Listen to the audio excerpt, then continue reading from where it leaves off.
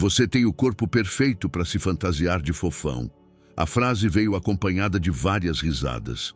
Laura, a mulher que escutou essa humilhação, não disse nada. Apenas correu para o banheiro. Trancou a porta, deslizou até o chão e chorou por 40 minutos, enquanto lá fora a festa da filha continuava sem ela. Mas do lado de fora daquela porta, uma menina de 7 anos, de vestido rosa que a mãe tinha costurado à mão, fez um juramento. Eu vou fazer esse homem se arrepender disso, mãe. Um dia ele vai pagar. Eu prometo. Era sábado à tarde, 23 de outubro, e a casa no bairro do Ipiranga estava lotada. Balões coloridos, festões prateados. 50 pessoas comemorando o aniversário de 7 anos de Letícia. Estava tudo perfeito até que Luiz Henrique Borges, dono do buffet contratado, parou na frente daquela mulher de 45 anos e soltou aquela frase na frente de todos. 25 anos depois. Sala de reuniões no 30º andar de um prédio espelhado na Avenida Paulista. 7 executivos de terno escuro, uma mulher de 70 anos numa cadeira de rodas e um documento no valor de 43 milhões de reais. Luiz Henrique Borges participava da reunião por videoconferência, suando frio do escritório da sua casa em Alphaville. Ele precisava daquele dinheiro. Precisava desesperadamente. Sua empresa estava falindo. 8 milhões de dívidas, credores batendo na porta. E a mulher na cadeira de rodas tinha acabado de dizer algo que ele não conseguia entender. Só assino a transferência das ações se trouxerem o fofão. O advogado olhou confuso. Os executivos se entreolharam. E Luiz sentiu um calafrio percorrer a espinha, porque havia algo na voz daquela mulher. Algo nos olhos dela, algo que fazia um alarme soar distante na sua cabeça. Laura Maria Silva. O nome não dizia nada, o rosto não dizia nada. Então, por que sentia que deveria se lembrar? Por que sentia que algo terrível estava prestes a acontecer? Se você adora histórias de superação de pessoas que dão a volta por cima, já segue aqui o nosso canal. Isso me ajuda muito a trazer novos vídeos todos os dias para você. E para entender o que estava acontecendo naquela sala de reuniões, preciso te levar de volta no tempo, 25 anos antes, para aquela mesma casa no Ipiranga, para os meses antes daquela tarde de sábado que mudaria tudo. Naquele tempo, Laura tinha 45 anos. Ela acordava todos os dias às 3h50 da madrugada. Antes do despertador tocar. O corpo já tinha aprendido a antecipar a dor. Sentava na beirada da cama por alguns segundos, esperando a tontura passar. Depois, levantava devagar, apoiando as mãos nos joelhos que reclamavam a cada movimento. O banheiro ficava no fim do corredor. Água fria porque o chuveiro elétrico tinha queimado há 3 meses e ela ainda não tinha conseguido juntar dinheiro para trocar. Escovava os dentes olhando para o espelho embaçado, evitando encarar o próprio reflexo por tempo demais. Às 4h15 já estava na cozinha. Café preto sem açúcar porque açúcar era caro. Pão com margarina que ela dividia em 4 pedaços para durar a semana. Mastigava rápido, de pé, encostada na pia, porque sentar significava perder 2 minutos preciosos. Às 4h40, pegava o primeiro ônibus na Avenida Nazaré. O 318, sempre lotado, mesmo àquela hora. Ela ficava de pé, segurando na barra de metal, sentindo o corpo balançar a cada freada. 45 minutos até o primeiro destino. A primeira casa ficava na Vila Mariana, 3 andares, 7 banheiros, uma piscina que ninguém usava. Laura chegava às 5h30 e trabalhava até às 9h. Limpava os pisos de mármore italiano de joelhos com uma escova e um balde de água sanitária. Passava pano nos vidros que iam do chão ao teto. Tirava pó de móveis que custavam mais do que tudo que ela possuía. A patroa se chamava Dona Eunice, 62 anos, viúva de um empresário do ramo têxtil. Ela acordava às 10 da manhã e a primeira coisa que fazia era passar o dedo nas superfícies para verificar se Laura tinha limpado direito. Sempre encontrava algo errado. Uma marca no espelho do lavabo, uma mancha invisível no mármore da cozinha, um fio de cabelo no ralo do banheiro. Laura aprendeu a não discutir, aprendeu a baixar a cabeça, pedir desculpas, refazer o trabalho. Aprendeu que pobre não tem o luxo de ter orgulho. Às 9h15 pegava outro ônibus, o 476. Mais 30 minutos de pé, segurando sacolas com os produtos de limpeza que ela mesma comprava porque as patroas diziam que os dela eram melhores. A segunda casa ficava no Paraíso, um apartamento duplex no 12º andar. Dona Marta e seu Osvaldo. Ele era cirurgião plástico. Ela era a terceira esposa dele, 25 anos mais nova. Dona Marta tinha um hobby peculiar. Gostava de vigiar Laura trabalhando. Sentava no sofá da sala com uma taça de vinho branco, mesmo sendo 10 da manhã, e ficava observando, comentando, criticando. Você está passando o pano errado, dizia. Tem que ser em movimentos circulares, não retos. Minha mãe sempre dizia que empregada que passa pano reto é empregada preguiçosa. Laura aprendeu a concordar. Aprendeu a mudar o movimento. Aprendeu a engolir as palavras que subiam pela garganta como bile. Às 2 da tarde, depois de 4 horas no apartamento de Dona Marta, Laura pegava o terceiro ônibus. O 512, 40 minutos até Moema. A terceira casa era a maior de todas, 4 andares, 10 banheiros, uma quadra de tênis, um jardim com palmeiras importadas. Os donos eram a família Monteiro. Ele, advogado tributarista. Ela, herdeira de uma rede de supermercados. 3 filhos adolescentes que deixavam roupas sujas pelo chão como se nascessem ali. Laura trabalhava lá até às 8 da noite, às vezes 9, às vezes 10, quando tinha festa e precisavam de ajuda extra para servir e limpar depois. Chegava em casa às 9h30, se tivesse sorte com os ônibus. 10h30, se não tivesse. Os pés estavam sempre inchados, as mãos sempre rachadas, as costas sempre doendo, e Letícia estava sempre esperando. Letícia tinha 6 anos quando a rotina da mãe ficou mais pesada. Aprendeu a se virar sozinha cedo. Esquentava o arroz e feijão que Laura deixava na geladeira. Fazia o dever de casa na mesa da cozinha. Tomava banho sozinha, colocava o pijama sozinha, mas nunca dormia antes da mãe chegar. Ficava sentada no sofá velho da sala, com as pernas encolhidas, esperando ouvir o barulho da chave na fechadura. E quando Laura entrava, cansada demais para falar, Letícia corria até ela e abraçava suas pernas com toda a força que tinha. Você voltou, mãe. Eu sempre volto, minha filha. Sempre. Laura se abaixava, mesmo com as costas gritando de dor, e beijava a testa da filha. Sentia o cheiro de shampoo infantil nos cabelos dela. Via os olhos grandes e curiosos brilhando na luz fraca da sala. E naquele momento, todo o cansaço, toda a humilhação, toda a dor parecia valer a pena, porque era por ela. Tudo era por ela. Letícia era uma menina diferente, o tipo de criança que fazia perguntas que adultos não sabiam responder. Por que o céu é azul de dia e preto de noite? Por que algumas pessoas têm muito e outras pessoas têm pouco? Por que você trabalha tanto, mãe? Por que a gente não pode ter um carro?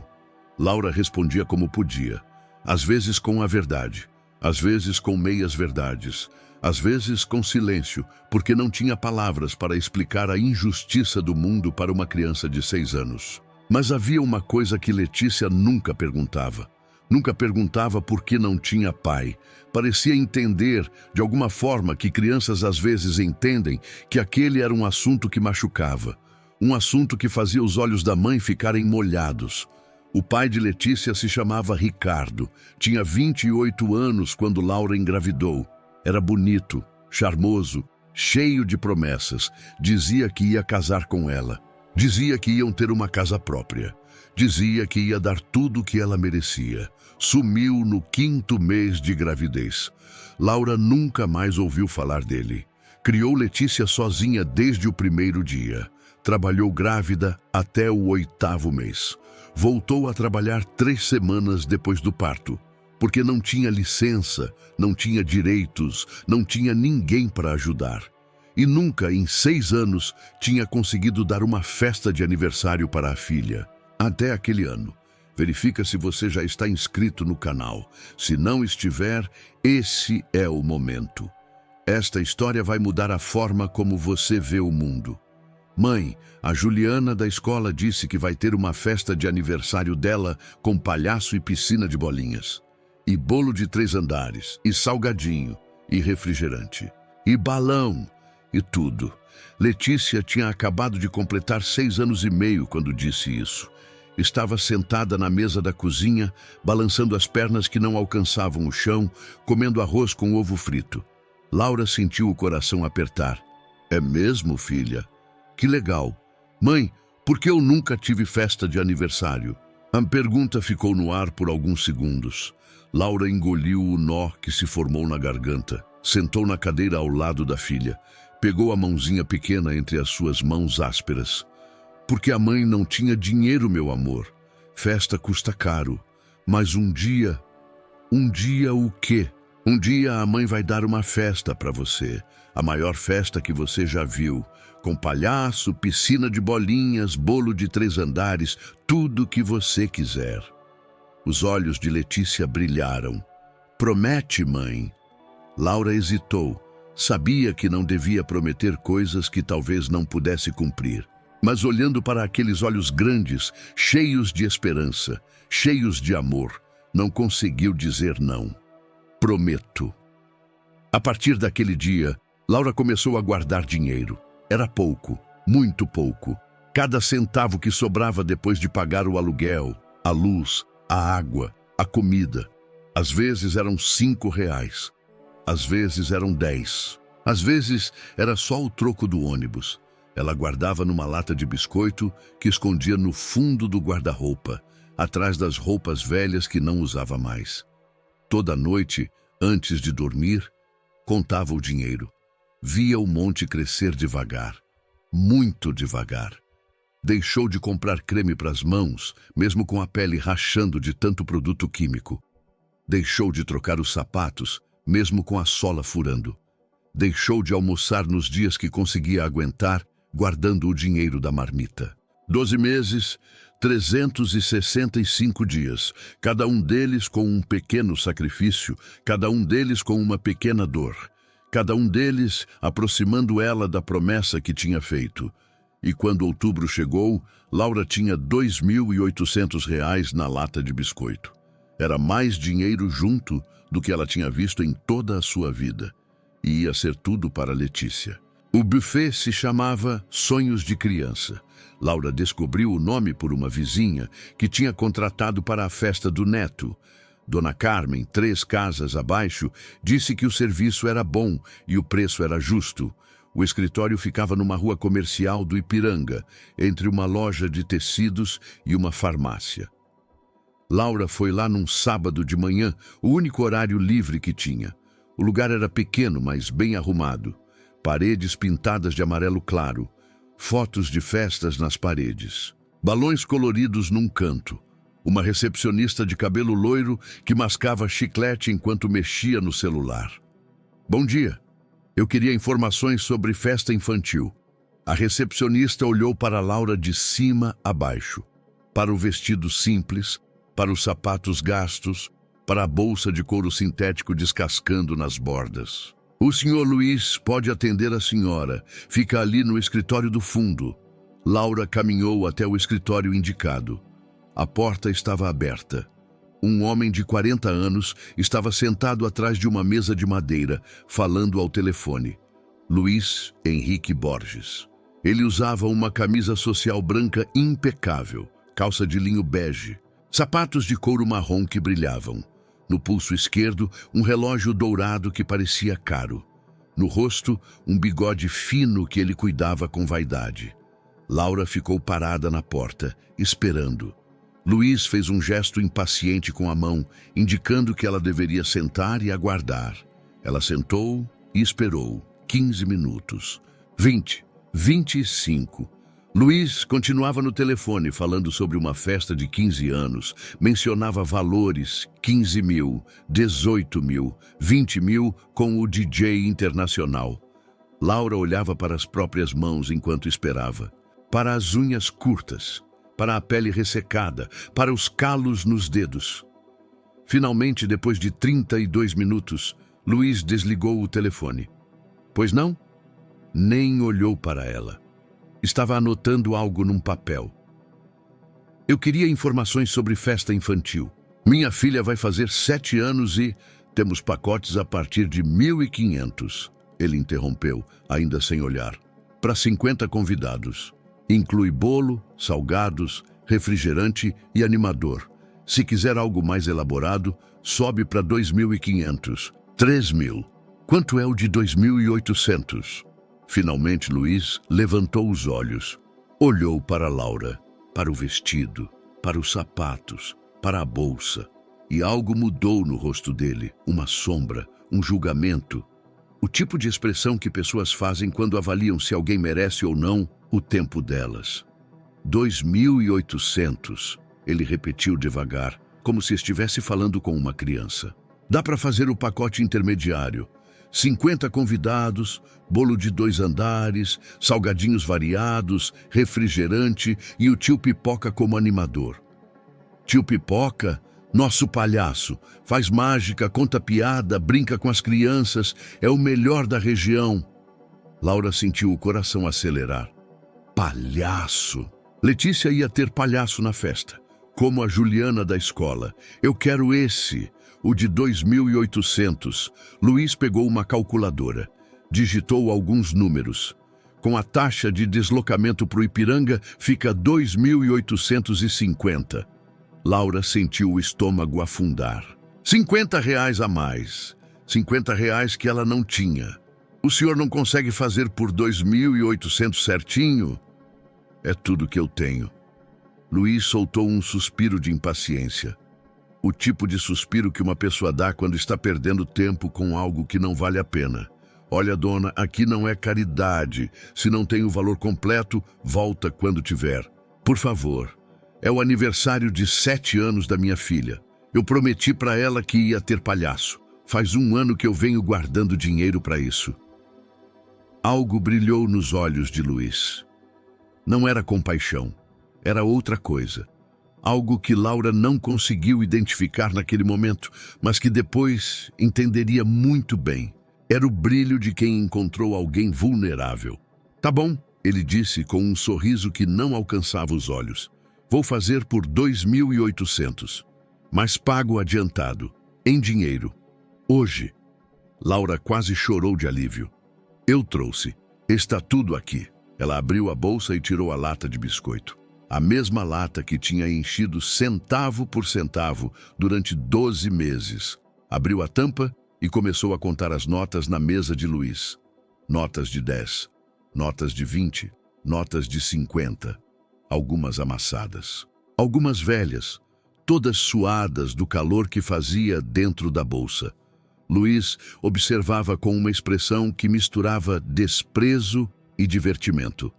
Como se estivesse assistindo a um animal de circo fazendo um truque.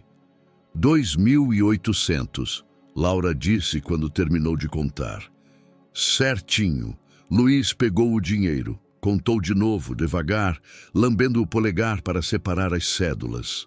Depois, guardou numa gaveta e pegou um contrato padronizado. Assina aqui, aqui e aqui. Laura assinou onde ele indicou. Não leu o contrato. Não perguntou sobre as cláusulas. Confiou porque precisava confiar, porque não tinha escolha. A festa vai ser dia 23 de outubro, ela disse. Um sábado, na minha casa, no Ipiranga. Posso passar o endereço? Deixa com a recepcionista na saída. E assim, com R$ 2.800 em notas amassadas e uma assinatura trêmula num contrato que ela não leu, Laura comprou o sonho da filha. Ou pelo menos era o que ela pensava. As semanas que antecederam a festa foram as mais felizes que Laura lembrava. Ela trabalhava ainda mais duro para compensar o sábado que ia tirar de folga. Chegava mais cedo nas casas, saía mais tarde, limpava com mais capricho, não reclamava de nada. E toda noite, quando chegava em casa, encontrava Letícia esperando com uma nova pergunta sobre a festa. Mãe, o palhaço vai fazer mágica? Vai, minha filha. Mãe, vai ter bolo de chocolate? Vai ter o bolo mais bonito que você já viu. Mãe, eu posso chamar a Juliana da escola? Pode chamar quem você quiser, 50 pessoas. Os olhos de Letícia brilhavam cada vez mais a cada conversa. Ela fazia desenhos da festa no caderno da escola. Desenhava balões, bolo, palhaço, ela mesma com um vestido de princesa. Laura guardou todos os desenhos. Cada um deles. Dobrou com cuidado e colocou numa caixa de sapato velha que tinha embaixo da cama. Uma semana antes da festa, Laura começou os preparativos. Pediu balões emprestados para Dona Carmen. Conseguiu festão colorido com Dona Rosa, a vizinha do lado. Seu Antônio, da casa da frente, emprestou 4 cadeiras de plástico. Seu Joaquim, do lado esquerdo, emprestou uma mesa dobrável. A comunidade inteira sabia da festa. Todo mundo queria ajudar, porque todo mundo conhecia Laura, a mulher que trabalhava mais do que qualquer pessoa que eles conheciam, a mulher que nunca pedia nada para ninguém, a mulher que estava finalmente fazendo algo para si mesma, ou melhor, para a filha dela. 3 dias antes da festa, Laura costurou o vestido de Letícia. Ela não tinha máquina de costura. Fazia tudo à mão, com agulha e linha, sentada na mesa da cozinha depois que Letícia dormia. O tecido era rosa claro, comprado numa liquidação na loja de tecidos do centro. Custou R$ 28. Era o tecido mais bonito que Laura tinha conseguido comprar. Ela costurou por 3 noites seguidas, das 10 da noite até as 2 da manhã. Furou os dedos com a agulha mais vezes do que conseguia contar. Manchou o tecido de sangue em 2 lugares e teve que recortar e recomeçar. Mas na 3ª noite, às 1h47 da madrugada, o vestido ficou pronto. Laura segurou o vestido na frente do corpo e olhou no espelho do banheiro. Era simples, não tinha bordados elaborados ou detalhes caros, mas era feito com amor. Cada ponto, cada costura, cada centímetro. E quando Letícia acordou na manhã seguinte e viu o vestido pendurado na porta do quarto, ela gritou de alegria tão alto que os vizinhos ouviram. É o vestido mais lindo do mundo inteiro, mãe. Eu vou ser a princesa mais bonita da festa. Laura abraçou a filha com força. Sentiu as lágrimas queimando nos olhos, mas não deixou cair. Você vai ser a princesa mais bonita do mundo, minha filha. Do mundo inteiro. O dia da festa chegou. Sábado, 23 de outubro. Céu azul sem nuvens. Sol quente de primavera paulistana. O tipo de dia perfeito que parecia ter sido encomendado especialmente para aquela ocasião. Laura acordou às 4 da manhã, como sempre. Mas dessa vez não foi trabalhar, foi preparar a casa. Varreu o quintal 3 vezes. Passou pano no piso da sala até brilhar. Limpou os vidros das janelas com vinagre e jornal velho. Pendurou os festões coloridos nas paredes. Encheu os balões um por um com a boca, porque não tinha bomba de ar. Às 9 da manhã, a casa estava irreconhecível. Balões vermelhos, amarelos, verdes e azuis cobriam o teto da sala. Festões prateados e dourados cruzavam de um canto ao outro. Uma faixa de papel crepom dizia: Feliz aniversário. Letícia em letras recortadas à mão. A mesa de centro estava coberta com uma toalha branca emprestada de Dona Rosa. Em cima, os pratos e copos descartáveis que Laura tinha comprado na loja de R$ 1,99. Guardanapos cor-de-rosa combinando com o vestido de Letícia. Às 10 da manhã, Laura deu banho em Letícia. Lavou os cabelos da filha com shampoo de criança que cheirava a morango. Penteou cada mecha com cuidado, desfazendo os nós com paciência. Fez 2 tranças e prendeu com fitas cor-de-rosa que combinavam com o vestido. Depois, vestiu a filha com o vestido que tinha costurado. Ajustou a gola, alisou a saia, deu um passo para trás e olhou. Letícia estava parada na frente do espelho do quarto, rodando devagar para ver a saia voar. Os olhos dela brilhavam com uma luz que Laura nunca tinha visto antes. Mãe, eu pareço uma princesa de verdade. Laura sentiu o coração explodir dentro do peito. Você é a princesa mais linda que eu já vi na minha vida, minha filha. Letícia correu até a mãe e abraçou suas pernas com toda a força que tinha. Eu te amo, mãe. Esse é o melhor dia da minha vida. Laura se abaixou e abraçou a filha de volta. Segurou com força. Sentiu o cheiro de shampoo de morango. Sentiu o coraçãozinho batendo rápido contra o seu. Eu também te amo, minha filha, mais do que você pode imaginar. Os convidados começaram a chegar às 3 da tarde. Primeiro vieram os vizinhos. Seu Antônio e Dona Marta com o neto de 5 anos. Dona Rosa e o marido, seu Joaquim, com as 2 filhas. Dona Carmen veio sozinha, trazendo um presente embrulhado em papel de jornal. Depois vieram os colegas de escola de Letícia. A Juliana veio, a mesma Juliana que tinha tido festa com palhaço e piscina de bolinhas. Veio também o Pedro, o Lucas, a Mariana, a Beatriz. Um por um, trazidos pelos pais, foram enchendo a pequena casa do Ipiranga. Logo tinha 15 crianças correndo pelo quintal. Depois 20, depois 30. Mais do que Laura esperava, mais do que ela tinha planejado, mas não importava. Quanto mais gente, mais feliz Letícia parecia. A menina corria de um lado para o outro com o vestido rosa, abraçando cada pessoa que chegava. Mostrava os balões, mostrava os festões, mostrava a faixa de feliz aniversário. Olha que bonito, minha mãe que fez tudo. Minha mãe é a melhor mãe do mundo. Laura observava de longe, encostada na porta da cozinha, os olhos cheios de lágrimas que ela não deixava cair. O coração cheio de um orgulho que ela não conseguia colocar em palavras. Aquele era o momento que ela tinha esperado por 12 meses. Por 7 anos. Por toda a vida. Deixa um like se você acredita que amor de mãe não tem preço. Às 4 horas, o buffet chegou. Uma van branca estacionou na frente da casa.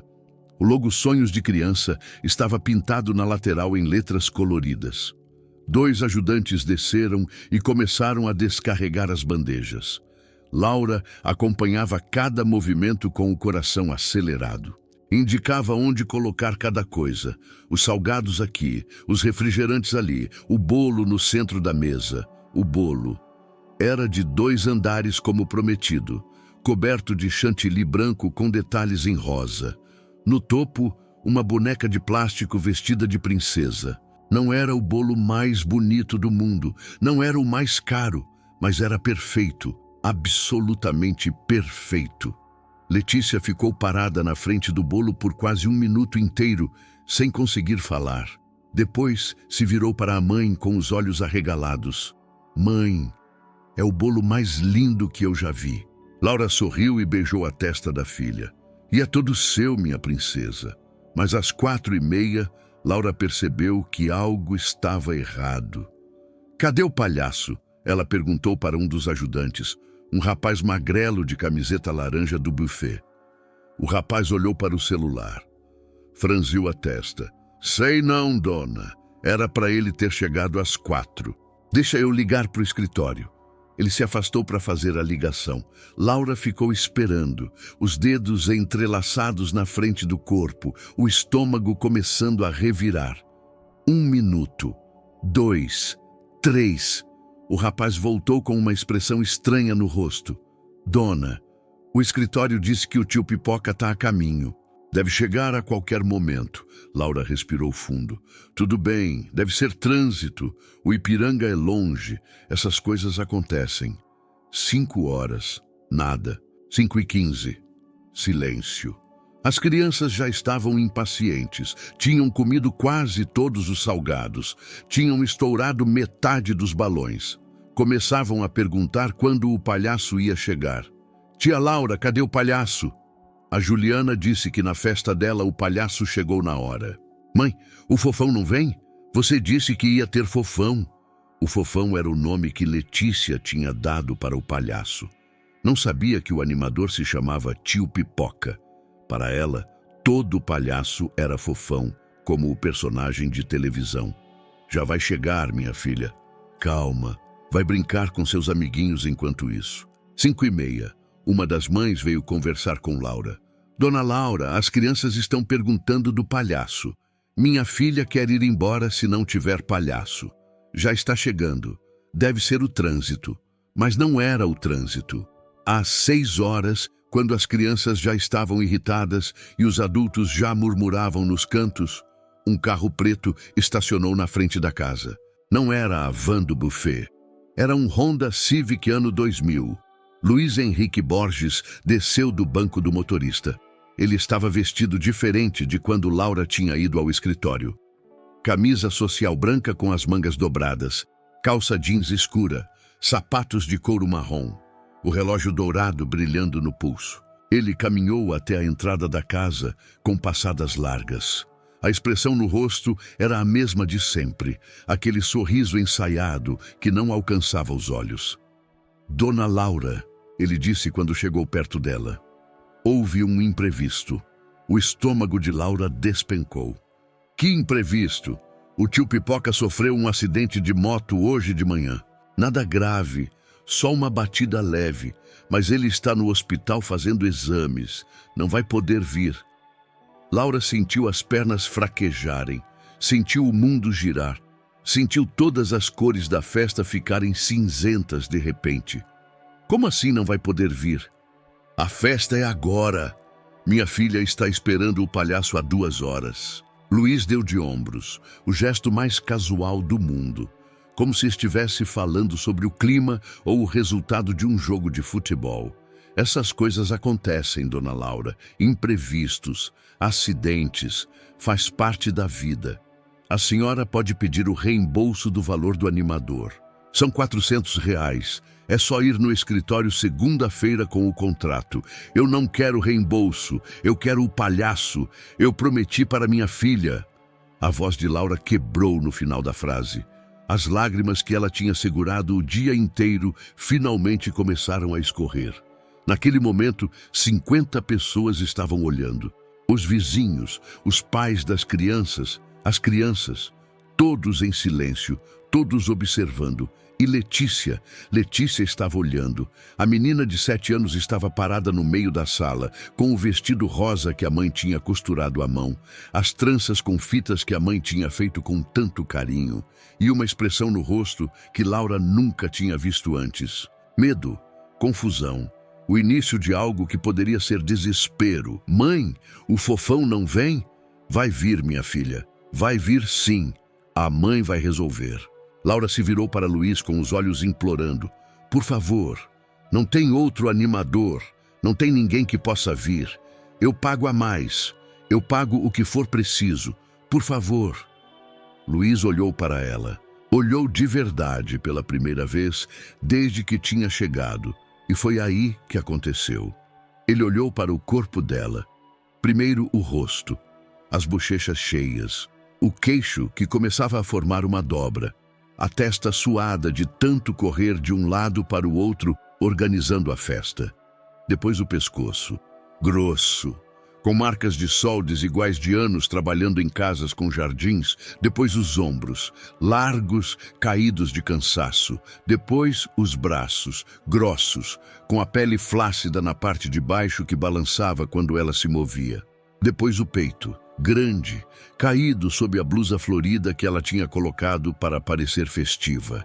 Depois a barriga que ela odiava, a barriga que ela escondia, a barriga que crescia a cada ano de comida barata e noites sem exercício, a barriga que fazia o tecido da blusa esticar e marcar cada dobra.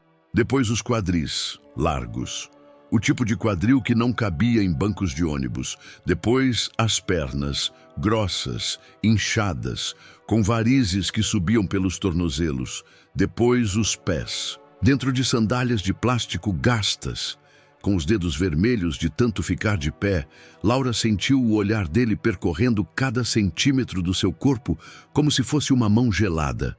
Sentiu a vergonha subindo pelo pescoço, sentiu o rosto queimando, sentiu vontade de se cobrir, de desaparecer, de nunca mais ser vista por ninguém. Mas ficou parada, incapaz de se mover, como um animal encurralado por um predador. E então Luiz sorriu. Não era um sorriso normal. Era o tipo de sorriso que uma pessoa dá quando está prestes a contar uma piada que acha genial. O tipo de sorriso que um valentão de escola dá antes de humilhar o colega mais fraco. O tipo de sorriso que congela o sangue nas veias. "Olha, dona Laura", ele começou, e então aumentou o volume da voz, deliberadamente, propositalmente, para que todos na sala pudessem ouvir. "Pensando bem, a senhora nem precisa do tio Pipoca." Pausa, uma pausa calculada. 3 segundos de silêncio absoluto. "A senhora já tem o corpo perfeito." Outra pausa. Mais 2 segundos. "Só falta a fantasia de fofão." O silêncio que se seguiu durou menos de 1 segundo. Depois, 50 pessoas riram. O som começou baixo. Uma risadinha abafada de alguém no canto. Depois outra, e outra. E então explodiu. Era como se alguém tivesse aberto uma comporta. As risadas vieram de todos os lados. Do quintal, da sala, da cozinha, de cada canto daquela casa que Laura tinha decorado com tanto carinho. Dona Carmen, a vizinha que tinha recomendado o buffet, estava rindo, tapando a boca com a mão como se isso disfarçasse alguma coisa, mas rindo assim mesmo. Seu Antônio, que tinha emprestado as cadeiras, estava rindo. Um riso grave de fumante que parecia sair do fundo do peito. Dona Rosa, que tinha emprestado a toalha da mesa, estava rindo, cutucando o marido com o cotovelo enquanto apontava discretamente para Laura. Os pais das crianças estavam rindo, alguns virando o rosto para esconder, outros nem se dando ao trabalho. E Luiz estava rindo mais alto que todos. O riso dele era uma gargalhada aberta, sem vergonha, sem disfarce. A gargalhada de um homem que tinha acabado de fazer a piada do ano. A gargalhada de um predador que tinha acabado de abater sua presa. Laura sentiu cada risada como uma faca entrando no peito. Ela contou. Depois, nos pesadelos que a perseguiriam por anos, ela lembraria que tinha contado. 23 pessoas rindo abertamente. 14 escondendo sorrisos atrás das mãos. 9 fingindo que não estavam rindo, mas claramente rindo. 4 olhando para o chão, constrangidas demais para participar, mas covardes demais para defender. 50 testemunhas. 50 pessoas que ela pensava que eram amigas, vizinhas, conhecidas, membros da comunidade. 50 pessoas que acharam graça do corpo dela. Laura sentiu o rosto queimando, sentiu as lágrimas escorrendo sem permissão, sentiu o coração batendo tão forte que parecia que ia explodir, sentiu as pernas cedendo, os joelhos dobrando, o mundo inteiro desabando sobre a cabeça dela. Mas o pior de tudo, o pior de absolutamente tudo, foi quando ela olhou para Letícia. A menina estava parada exatamente onde estava antes, no meio da sala, com o vestido rosa, com as tranças com fitas, com os sapatos de boneca que Laura tinha comprado numa liquidação, e ela estava chorando. Não era o choro de criança que não ganha o que quer. Não era o choro de birra ou de frustração. Era outro tipo de choro. Um choro silencioso, sem soluços, sem gritos. Apenas lágrimas grossas escorrendo pelo rosto pequeno enquanto ela olhava para a mãe ser destroçada por 50 testemunhas. Nos olhos de Letícia, Laura viu algo que a perseguiria pelo resto da vida. Sua filha estava vendo a mãe ser transformada numa piada. Sua filha estava vendo a mãe ser reduzida ao tamanho do próprio corpo. Sua filha estava aprendendo naquele exato momento que o mundo era um lugar cruel, que as pessoas eram cruéis, que amar alguém não te protege de nada. Letícia tinha 7 anos e estava perdendo a inocência bem ali, na frente de 50 pessoas rindo. Laura correu. Não conseguiu mais ficar ali, não conseguiu mais olhar para os rostos rindo, não conseguiu mais ouvir as gargalhadas, não conseguiu mais sentir o olhar do seu próprio corpo sendo julgado por estranhos. Ela correu para o banheiro no fundo da casa. Trancou a porta com as mãos, tremendo tanto que quase não conseguiu girar a chave. Encostou as costas na parede fria de azulejos brancos.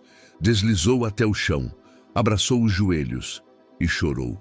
Chorou baixinho para ninguém ouvir. Chorou com a mão na boca para abafar os soluços. Chorou até os olhos arderem e o nariz entupir e a cabeça latejar. Do lado de fora, ela conseguia ouvir a festa continuando. A música tocando, as crianças brincando, os adultos conversando, como se nada tivesse acontecido. Como se a humilhação dela fosse apenas mais um detalhe do evento. Como se o coração dela despedaçado não fizesse diferença nenhuma para ninguém. 40 minutos. Laura ficou trancada naquele banheiro por 40 minutos, sentada no chão frio, abraçando os joelhos, olhando para as próprias mãos que tremiam sem parar. Ela tentava parar de chorar, mas cada vez que conseguia se acalmar, as palavras voltavam. A senhora já tem o corpo perfeito, só falta a fantasia de fofão. E as risadas voltavam junto. 50 risadas ecoando dentro da cabeça. 50 facas girando no peito. 50 provas de que ela era exatamente o que sempre teve medo de ser. Gorda, feia, ridícula, invisível, fofão. Alguém bateu na porta. Mãe! A voz de Letícia. Pequena, trêmula, assustada. Mãe, você está aí? Laura limpou o rosto com as costas das mãos. Tentou controlar a voz. Tô aqui, filha. Já vou sair. Mãe, você tá chorando? Não, meu amor, tô bem. Já vou sair. Silêncio do outro lado por alguns segundos. Depois, mãe, as pessoas foram embora. A festa acabou. Laura olhou para o relógio. 7h12. A festa tinha começado às 3. Ela tinha perdido mais de 4 horas daquele dia. Tinha perdido a festa da filha. Tinha perdido o bolo. O parabéns. O soprar das velas. Os presentes. Tinha perdido tudo. Ela se levantou devagar. Olhou no espelho do banheiro. O rosto estava inchado de tanto chorar. Os olhos vermelhos, o nariz vermelho. A maquiagem que ela tinha colocado pela manhã estava toda borrada. Ela molhou uma toalha e passou no rosto. Não adiantou muito, mas pelo menos conseguia encarar o próprio reflexo agora. Laura abriu a porta do banheiro. Letícia estava parada do lado de fora, ainda com o vestido rosa, ainda com as tranças com fitas, mas os olhos estavam diferentes. Tinham perdido algo que Laura não conseguia nomear. Mãe, por que ele disse aquilo? Laura não conseguiu responder. O nó na garganta era grande demais. Mãe, por que as pessoas riram? Por quê? As palavras não saíam. Letícia pegou a mão da mãe, a mãozinha pequena segurando a mão grande e áspera. Eu não ri, mãe. Eu nunca vou rir de você. Laura se ajoelhou no chão. Abraçou a filha com toda a força que tinha. Segurou aquele corpinho pequeno contra o seu corpo grande. Enterrou o rosto nos cabelos que cheiravam a shampoo de morango. E chorou de novo. Mas, dessa vez, Letícia chorou junto. As duas ficaram ali, abraçadas no corredor escuro da casa, chorando juntas, por um tempo que nenhuma delas conseguiu medir. E então Letícia disse algo que Laura jamais esqueceria. Mãe, eu vou fazer ele pagar. A voz dela era diferente. Não era a voz de criança de 7 anos. Era alguma outra coisa, algo mais velho, algo mais duro, algo que não deveria existir no corpo de uma menina tão pequena. Um dia, mãe, eu prometo, um dia eu vou fazer ele se arrepender de cada risada. Laura se afastou e olhou nos olhos da filha. O que ela viu ali a assustou. Não era raiva infantil. Não era birra, não era o tipo de promessa que crianças fazem e esquecem no dia seguinte. Era determinação, pura e fria. O tipo de determinação que move montanhas, que derruba impérios, que espera décadas para se concretizar. Letícia tinha 7 anos e tinha acabado de fazer um juramento que levaria 25 anos para cumprir. Naquela noite, depois que todos foram embora e a casa ficou em silêncio, Laura sentou na cama e olhou para a única foto que tinha sido tirada antes da festa começar. Era uma foto simples, ela e Letícia de vestido, a filha de rosa, a mãe de blusa florida, as duas sorrindo, as duas cheias de esperança, as duas sem saber o que estava por vir. Laura pegou a foto com as mãos tremendo e rasgou ao meio. O som do papel se separando ecoou pelo quarto silencioso como um grito abafado. A metade com Letícia, ela guardou na caixa de sapato que tinha embaixo da cama. A mesma caixa onde guardava os desenhos da filha, as lembranças, os tesouros. A metade com seu próprio rosto, ela jogou no lixo da cozinha. Não conseguia olhar para si mesma, não depois daquilo, nunca mais. Mas o que Laura não sabia era que Letícia tinha acordado com o barulho. A menina tinha saído do quarto em silêncio, tinha visto a mãe rasgar a foto, tinha visto a mãe jogar a própria imagem no lixo, tinha visto a mãe voltar para o quarto com os ombros curvados de vergonha. E depois que a mãe fechou a porta, Letícia foi até a cozinha. Abriu a lata de lixo, pegou a metade da foto, limpou os restos de casca de banana que tinham grudado e guardou na caixa de sapato que ela mesma tinha embaixo da própria cama. Um dia eu vou colar de volta, ela sussurrou para si mesma no escuro do quarto, quando a gente for feliz de novo. Os dias que se seguiram à festa foram os mais difíceis da vida de Laura. Ela tentou voltar à rotina, acordar às 3h50, tomar café às 4h15, pegar o primeiro ônibus às 4h40, trabalhar, limpar, esfregar, passar pano, voltar, dormir, repetir. Mas algo tinha quebrado dentro dela. Não era algo visível, não era algo que os médicos conseguiriam diagnosticar ou que os remédios conseguiriam curar. Era algo invisível, algo profundo, algo que vivia no espaço entre o coração e a alma. Ela não conseguia mais olhar nos olhos das suas patroas, sem imaginar o que elas pensavam do seu corpo. Dona Eunice, da casa da Vila Mariana, parecia olhar para ela diferente agora. Ou será que sempre tinha olhado assim e Laura simplesmente não tinha percebido? Cada vez que passava o dedo nos móveis para verificar se estavam limpos, Laura se perguntava: será que ela também acha que eu pareço um fofão? Dona Marta, do apartamento do Paraíso, continuava com seus comentários, mas agora eles doíam mais. Cada crítica sobre o jeito de passar pano, cada observação sobre a velocidade do trabalho, parecia carregar um significado oculto. Empregada preguiçosa, empregada gorda, empregada fofão. A família Monteiro, da casa de Moema, provavelmente nem sabia o que tinha acontecido. Mas Laura via o olhar dos filhos adolescentes quando ela passava, via os sorrisos que eles escondiam e se perguntava: eles também riem de mim quando eu não estou ouvindo? O espelho do banheiro virou seu pior inimigo. Cada vez que Laura se olhava, via o corpo que Luiz tinha visto, as bochechas, o queixo, os braços, a barriga, as pernas, cada centímetro que ele tinha avaliado com aquele olhar de desprezo. Cada vez que se olhava, ouvia 50 risadas ecoando na cabeça. Cada vez que se olhava, via um fofão. Laura começou a evitar espelhos. Tomava banho de olhos fechados. Trocava de roupa no escuro. Passava pela porta do banheiro sem virar a cabeça. E começou a comer menos. Não foi uma decisão consciente no começo. Ela simplesmente não sentia fome. O estômago estava sempre embrulhado. A comida tinha perdido o gosto. Cada garfada parecia um esforço imenso. Depois de algumas semanas, virou escolha. Se eu emagrecer, Laura pensava, talvez as pessoas parem de rir. Ela pulava o café da manhã, pulava o almoço quando conseguia aguentar. Jantava só uma fruta, às vezes nem isso. Os quilos foram caindo, devagar no começo, depois mais rápido, mas a vergonha não caiu junto. Não importava quanto peso perdesse, Laura continuava se sentindo gorda, continuava se sentindo ridícula, continuava ouvindo as 50 risadas cada vez que fechava os olhos.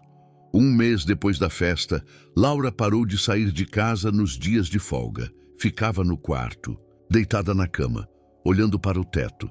Não queria ver ninguém, não queria que ninguém a visse. 2 meses depois, parou de conversar com as vizinhas. Passava reto quando cruzava com elas na rua. Fingia que não ouvia quando chamavam. Tinha vergonha de todas que tinham rido. E mais vergonha ainda das que não tinham rido, mas também não tinham feito nada para defender. 3 meses depois, começou a ter pesadelos. Sempre o mesmo. Ela estava na festa de novo. Luiz dizia a piada de novo. Mas dessa vez, não eram 50 pessoas rindo. Eram 500. 5.000. 50.000. O mundo inteiro rindo do corpo dela, o mundo inteiro apontando, o mundo inteiro gritando fofão, fofão, fofão. Ela acordava suando, tremendo, com o coração disparado e não conseguia mais dormir até o dia amanhecer. Letícia via tudo. A menina de 7 anos observava a mãe definhar dia após dia. Era pequena, mas não era burra. Crianças nunca são tão burras quanto os adultos pensam. Ela percebia as olheiras cada vez mais fundas no rosto da mãe. Percebia as roupas ficando cada vez mais largas. Percebia os silêncios cada vez mais longos. Percebia a luz que tinha sumido dos olhos da mãe e nunca mais voltado. E guardava tudo, cada detalhe, cada mudança, cada lágrima que a mãe achava que ninguém via, mas que Letícia via sim, porque dormia de porta aberta e acordava com qualquer barulho. Na gaveta do seu quarto, dentro de uma caixinha de madeira que tinha ganhado de uma colega de escola, Letícia guardava a metade rasgada da foto. A metade com o rosto da mãe, a metade que Laura tinha jogado no lixo. E toda noite, antes de dormir, ela tirava a foto da caixinha, olhava para o rosto da mãe sorrindo e repetia a promessa que tinha feito. Um dia eu vou fazer ele pagar, não importa quanto tempo leve. Um dia. Comenta aqui de qual cidade você está assistindo, me conta se você já passou por algo parecido. Os anos foram passando. Laura envelheceu como envelhecem as mulheres trabalhadoras deste país. Devagar no começo, rápido depois.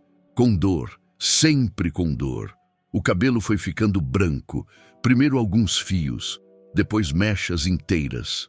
Depois todo ele como neve cobrindo uma montanha. As rugas foram aparecendo. Ao redor dos olhos primeiro, depois da boca, depois em todo o rosto, contando a história de cada noite mal dormida, cada lágrima engolida, cada sorriso forçado. As dores foram aumentando. Os joelhos que já reclamavam passaram a gritar. As costas que já doíam passaram a paralisar. As mãos que já eram ásperas passaram a tremer. Aos 50 anos, Laura teve que deixar uma das casas onde trabalhava. Não dava mais conta. O corpo não colaborava. Aos 55, deixou outra. A patroa disse que ia reformar e não precisava mais de faxineira. Era mentira, Laura sabia que era mentira. Mas não tinha forças para discutir. Aos 60, a última patroa morreu. Os filhos venderam a casa. Ninguém ofereceu continuar empregando Laura. Ninguém perguntou se ela precisava de ajuda. Aos 61, Laura se aposentou com um salário mínimo, R$ 1.412 por mês, para pagar aluguel, luz, água, comida, remédio. Mal dava. Nunca dava. Ela vendeu a casa onde Letícia tinha crescido, a mesma casa da festa, a mesma casa onde tudo tinha começado. Não suportava mais viver ali. Não suportava mais passar pela sala onde 50 pessoas tinham rido. Não suportava mais trancar a porta do banheiro onde tinha ficado chorando por 40 minutos. Com o dinheiro da venda, comprou um apartamento menor num bairro mais distante. Um quarto, uma sala, uma cozinha, um banheiro, 4 paredes que não guardavam memórias. Mas as memórias a seguiram mesmo assim. A senhora já tem o corpo perfeito. Só falta a fantasia de fofão. 25 anos depois, a frase ainda ecoava, ainda doía, ainda queimava, e Laura ainda não tinha conseguido perdoar. Não Luiz, não às 50 pessoas que riram, a si mesma, por ter deixado acontecer, por não ter respondido, por não ter se defendido, por ter acreditado no fundo que talvez eles tivessem razão. Mas enquanto Laura definhava, Letícia crescia. A menina de 7 anos que tinha feito uma promessa se transformou numa adolescente determinada, depois numa jovem focada, depois numa mulher implacável. Aos 8 anos, Letícia decidiu que ia ser a melhor aluna da sala. E foi. Tirava 10 em tudo. Os professores a adoravam. Os colegas a invejavam. Ela não se importava. Aos 10 anos, ganhou uma bolsa de estudos para uma escola particular pequena. Escola de freiras. Disciplina rígida. Estudo pesado. Ela amou cada segundo. Amou porque cada nota alta era um degrau. Cada aprovação era uma escada. Cada conquista era um tijolo na construção de algo que ainda não tinha nome, mas que ela sabia exatamente para que servia. Aos 12 anos, tinha lido todos os livros da biblioteca da escola. Todos. Desde os contos infantis até as enciclopédias empoeiradas da última prateleira. Pedia mais, queria mais, devorava conhecimento como se fosse oxigênio.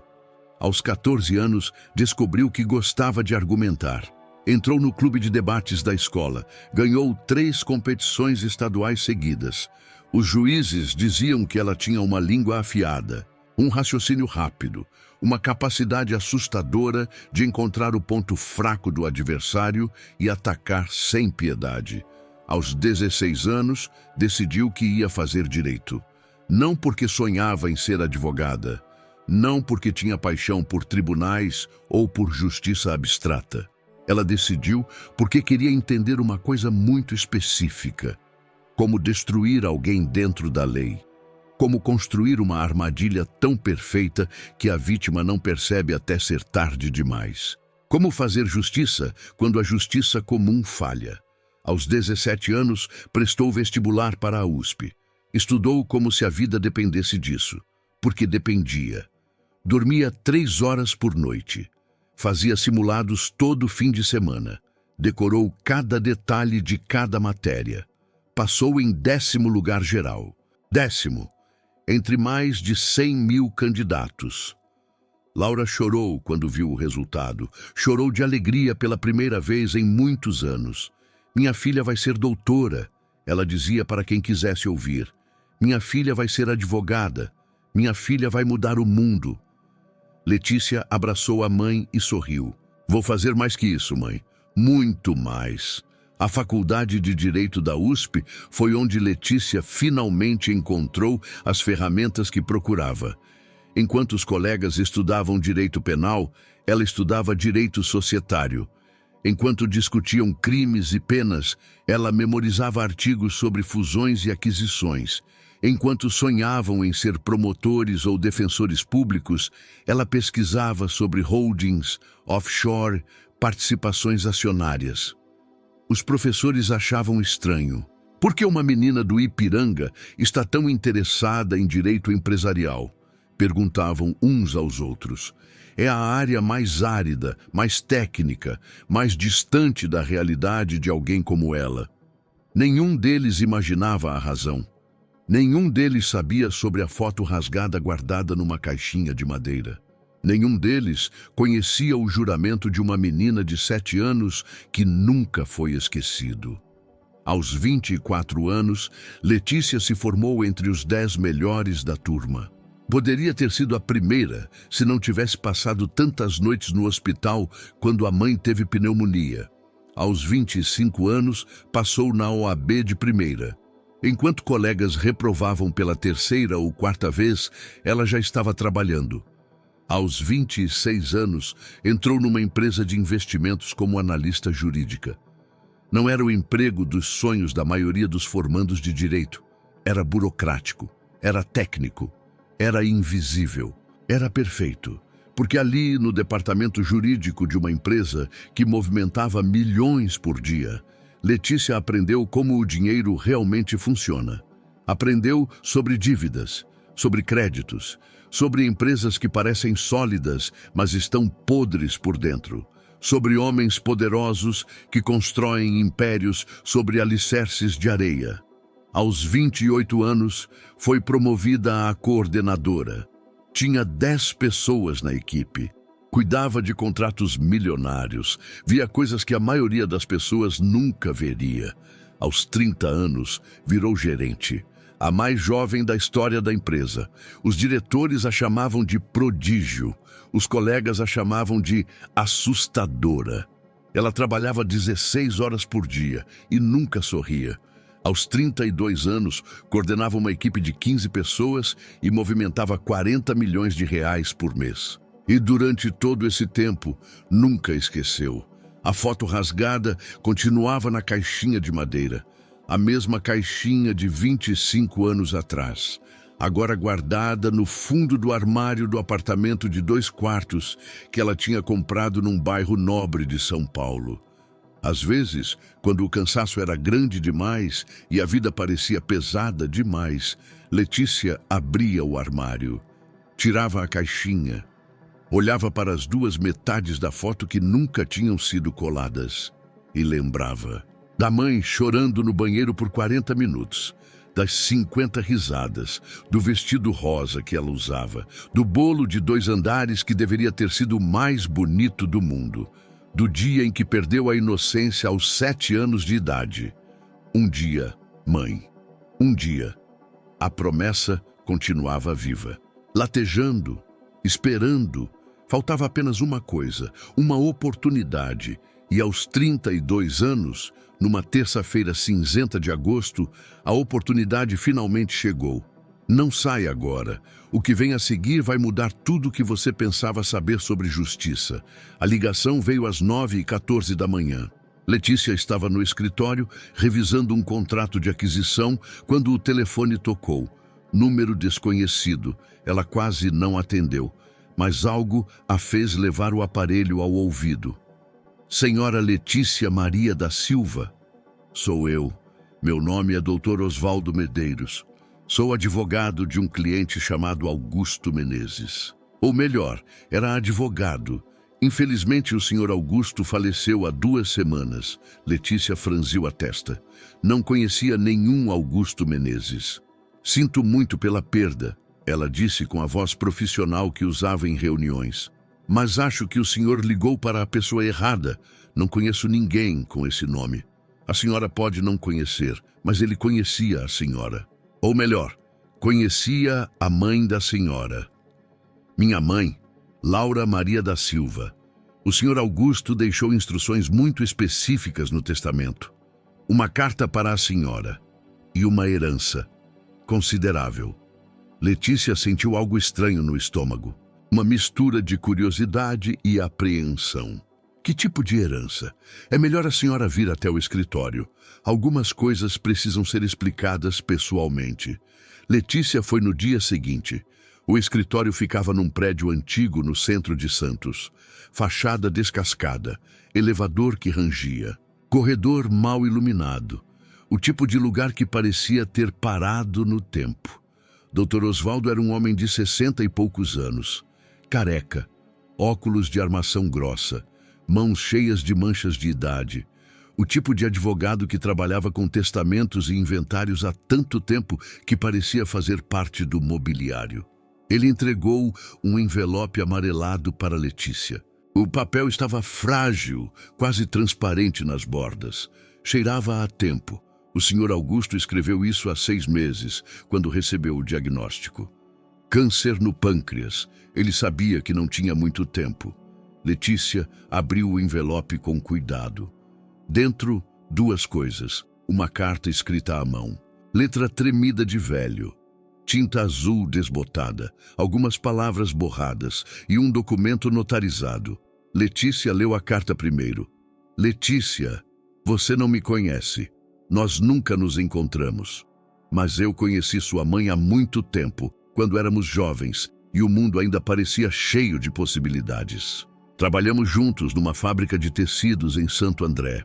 Isso foi em 1984, 40 anos atrás. Sua mãe era costureira na linha 3. Eu era encarregado de estoque. Ela era a pessoa mais gentil que eu conhecia. Nunca reclamava, nunca fofocava, nunca falava mal de ninguém. Só trabalhava. Trabalhava mais do que qualquer pessoa naquela fábrica. Em dezembro daquele ano, minha filha de 6 meses precisou de uma cirurgia no coração. Cardiopatia congênita. Os médicos disseram que ela tinha 3 meses de vida se não operasse. Eu não tinha o dinheiro. 3.000 cruzeiros em 1984 era uma fortuna. Os bancos me negaram crédito. Agiotas queriam juros de 50%. Eu estava desesperado. Pensava em roubar. Pensava em coisas que nunca imaginei pensar. Sua mãe descobriu. Não sei como. Talvez alguém tenha contado. Talvez ela tenha visto meu desespero. Não importa. O que importa é o que ela fez. Ela me deu 3 meses de economia guardada numa lata de biscoito. Todo o dinheiro que tinha. Disse que bebê não pode esperar. Disse que mãe entende mãe. Passou o Natal de 1984 comendo arroz e feijão para que minha filha pudesse viver. Minha filha sobreviveu. O nome dela é Júlia. Hoje tem 41 anos. É cardiologista no Hospital das Clínicas. Tem 2 filhos, 2 netos que eu nunca vou conhecer. Júlia não sabe que deve a vida a uma costureira chamada Laura. Eu tentei devolver o dinheiro durante anos. Sua mãe sempre recusava. Dizia que não precisava. Dizia que era presente. Dizia que mãe entende mãe. Quando a fábrica fechou em 1987, perdemos contato. Eu me mudei para o interior, depois para o litoral. A vida foi acontecendo. Os anos foram passando, mas eu nunca esqueci. Durante 40 anos, eu investi aquele dinheiro. Comprei participações em empresas. Algumas deram certo, outras não. Mas eu guardei, protegi, fiz crescer. Hoje, aquele dinheiro vale 23% de uma empresa. Descobri há alguns anos o nome dessa empresa. Descobri quem era o dono e entendi que o destino é mais estranho do que qualquer ficção. A empresa se chama Sonhos e Festas Limitada. O dono se chama Luiz Henrique Borges, o homem que destruiu a dignidade da sua mãe há 25 anos. Eu estava tentando encontrar vocês quando recebi o diagnóstico. Contratei detetives, vasculhei registros, finalmente achei.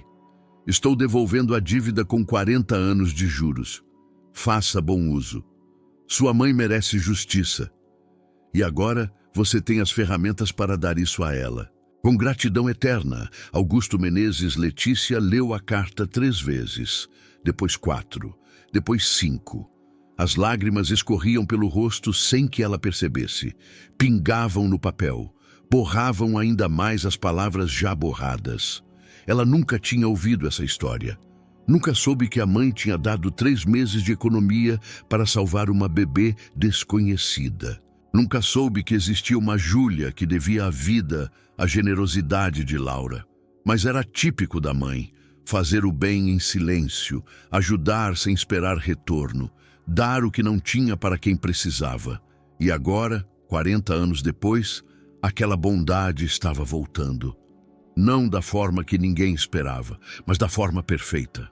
O documento notarizado era uma certidão de participação societária, 23% das cotas da empresa Sonhos e Festas Limitada. Letícia olhou para o nome por um longo tempo. Sonhos e Festas era o novo nome do antigo Sonhos de Criança. O buffet que tinha organizado a festa de 7 anos dela. O buffet cujo dono tinha chamado sua mãe de fofão na frente de 50 pessoas. E agora, ela era dona de quase 1/4 dessa empresa. Quem são os outros sócios? Ela perguntou para o advogado, mantendo a voz controlada. Dr. Osvaldo consultou uma pasta. São 3. Um investidor institucional com 8%. Uma holding familiar com 18%, da ex-esposa do fundador. E o sócio majoritário com 51% fez uma pausa, Luiz Henrique Borges. Letícia fechou os olhos, respirou fundo, contou até 10 e quando abriu os olhos de novo, algo tinha mudado no seu rosto, algo sutil. Algo que o advogado não conseguiu identificar, mas que o fez recuar instintivamente na cadeira. Era o brilho de uma caçadora que finalmente avistou sua presa depois de 25 anos de espera. Doutor Osvaldo, ela disse com uma voz que parecia feita de aço. Preciso que o senhor me conte absolutamente tudo sobre essa empresa. Cada documento, cada número, cada segredo. Nas semanas seguintes, Letícia mergulhou nos documentos da Sonhos e Festas como um cirurgião abrindo um paciente para uma operação delicada. Leu cada balanço patrimonial dos últimos 20 anos, cada demonstração de resultados, cada relatório de auditoria, cada ata de reunião de sócios, cada contrato assinado, cada processo judicial, cada reclamação trabalhista, e descobriu algo que a fez sorrir pela primeira vez em muito tempo. A empresa estava falindo. Luiz Henrique Borges, o sócio majoritário, tinha cometido o erro clássico de empresários arrogantes. Tinha expandido rápido demais, confiante demais, sem estudar o mercado direito. 5 anos antes, ele tinha aberto 4 filiais novas no interior do estado. Sorocaba, Campinas, Ribeirão Preto, São José dos Campos. 3 delas tinham fechado em menos de 2 anos. O mercado era diferente, os custos eram maiores, a concorrência era mais forte, os clientes eram mais exigentes. As dívidas se acumularam como uma avalanche. 8 milhões de reais no vermelho, fornecedores cobrando na justiça, funcionários sem 13º, bancos ameaçando executar garantias. A empresa precisava desesperadamente de uma injeção de capital para sobreviver. Pelo menos 40 milhões de reais, talvez mais.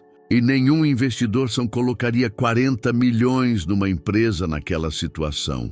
Nenhum investidor Mas Letícia não era uma investidora comum e sua motivação não tinha nada a ver com retorno financeiro. Ela contratou uma consultoria especializada em operações discretas. A melhor de São Paulo, custou caro, muito caro. Mas discrição não tinha preço. Criaram uma holding fantasma com sede nas Ilhas Cayman. 3 níveis de empresas subsidiárias. Documentos em inglês. Procuradores em paraísos fiscais. Uma estrutura tão complexa que seria impossível rastrear. A holding se chamava Phoenix Capital Partners. Fênix, o pássaro que renasce das cinzas. A proposta de aquisição chegou na mesa de Luiz 3 semanas depois. 43 milhões de reais pela participação majoritária de 51%. Era mais do que a empresa valia. Era mais do que qualquer investidor racional ofereceria. Era literalmente a salvação caindo do céu para um homem desesperado. Luiz leu a proposta 5 vezes.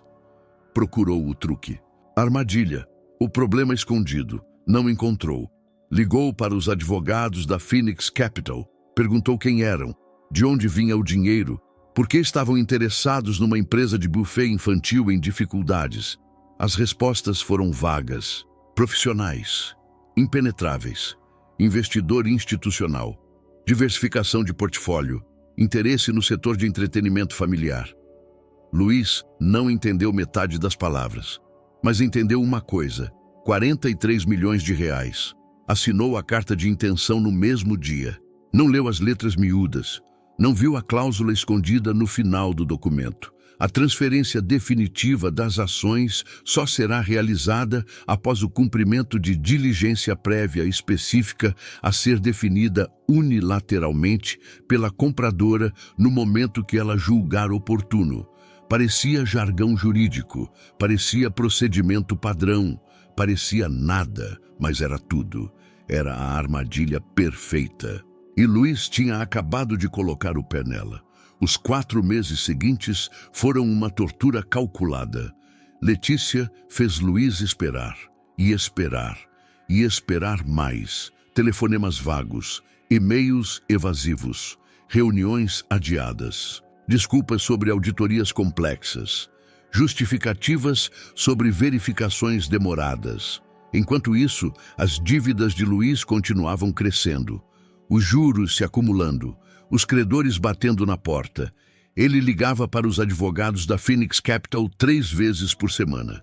Implorava por uma data, implorava por uma resposta, implorava por qualquer coisa. As respostas eram sempre as mesmas. Em breve, estamos finalizando. Tenha paciência. Luiz não tinha paciência. Luiz tinha desespero. Não conseguia dormir. Não conseguia comer. Perdia peso, tinha olheiras profundas. O bigode que antes cuidava com tanta vaidade, agora estava desleixado, despenteado. A casa de Alphaville, que tinha comprado com tanto orgulho, começou a parecer uma prisão. As estantes de mogno, as poltronas de couro italiano, os quadros originais, tudo parecia zombar dele. Cada objeto caro gritava silenciosamente: "Você vai perder tudo isso!" Ele começou a beber. Primeiro 1 copo de uísque à noite para acalmar os nervos. Depois 2, depois 3. Depois, ele parou de contar. A ex-esposa ligava de vez em quando. Ouvia a voz dele arrastada, embriagada, e desligava sem dizer nada. Os filhos que ele tinha do primeiro casamento pararam de atender as ligações. Ele estava sozinho, completamente sozinho. Com uma dívida de 8 milhões e uma salvação de 43 milhões, que parecia cada dia mais distante. E ele não sabia que estava sendo observado. Não sabia que cada e-mail de desespero, cada ligação implorando, cada mensagem desesperada era lida por uma mulher de 32 anos num escritório da Avenida Paulista. Não sabia que essa mulher sorria a cada vez que lia. Não sabia que ela estava esperando o momento perfeito, esperando que ele chegasse ao fundo do poço, para então empurrá-lo mais fundo ainda. Finalmente, depois de 4 meses de espera, a data da reunião foi marcada. 23 de outubro, exatamente 25 anos depois daquela festa de sábado. A coincidência não era coincidência. Nada ali era coincidência. 30º andar de um prédio na Avenida Paulista. Sala de reuniões da Phoenix Capital Partners. 9 da manhã. Luiz chegou 1 hora antes. Estava nervoso, ansioso. Tinha vestido o melhor terno que tinha, cortado o cabelo, feito a barba, passado cera no bigode pela primeira vez em meses. 43 milhões, 43 milhões, 43 milhões. Era o mantra que repetia na cabeça enquanto subia no elevador. Quando chegou na sala de reuniões, 7 executivos já estavam sentados, todos de terno escuro. Todos com pastas cheias de documentos, todos com expressões impenetráveis. O advogado principal, um homem de 60 anos com cabelos grisalhos, indicou a televisão na parede. "O senhor vai participar por videoconferência", disse. A compradora pediu que o senhor não estivesse presente fisicamente. Luiz achou estranho, mas não perguntou. Não ia fazer nada que pudesse arruinar aquele negócio. Voltou para casa. Sentou-se em casa, na frente do computador. O escritório que tinha decorado com tanto cuidado. As estantes de mogno, os quadros originais. A poltrona de couro italiano. Ligou a câmera, ajustou a gravata, ensaiou o sorriso e esperou. Às 9 horas em ponto, a porta da sala de reuniões se abriu. Uma cadeira de rodas entrou primeiro. Uma cadeira de rodas motorizada, preta, com detalhes cromados. Na cadeira, uma mulher de 70 anos. Cabelos brancos presos num coque elegante, vestido azul marinho simples, mãos enrugadas segurando um documento. Luiz franziu a testa. Não reconheceu. Ainda não. A mulher foi posicionada na cabeceira da mesa. bem na frente da câmera, bem na frente de Luiz. Ela olhou diretamente para a tela, diretamente para os olhos dele através do monitor. Bom dia, Sr. Borges. A voz era firme, calma, controlada. Meu nome é Laura Maria da Silva. Algo gelou dentro de Luiz. Laura Maria da Silva. O nome ecoou na cabeça dele como um sino tocando ao longe, familiar, distante, impossível de localizar. A senhora é da Phoenix Capital? Ele perguntou, tentando manter a compostura. De certa forma, Laura sorriu, aquele sorriso que tinha guardado por 25 anos. Aquele sorriso que fermentou no silêncio, cresceu na dor, amadureceu na espera. Mas antes de prosseguirmos com a transferência, preciso que o senhor cumpra uma condição. Luiz sentiu o coração acelerar. Que condição? Está na cláusula 4 do contrato de intenção. Diligência prévia específica a ser definida pela compradora. Ele lembrava vagamente. Tinha assinado sem ler. Tinha achado que era procedimento padrão. Qual é a condição? Ele perguntou, tentando não parecer nervoso. Laura olhou diretamente para a câmera, diretamente para os olhos de Luiz, através do monitor de alta definição. Só assino a transferência se trouxerem o fofão. Luiz piscou. Uma vez, 2 vezes, 3 vezes. Com licença? O fofão. Preciso que o senhor traga o fofão para esta sala. A senhora quer um animador? Uma fantasia? Eu não estou entendendo.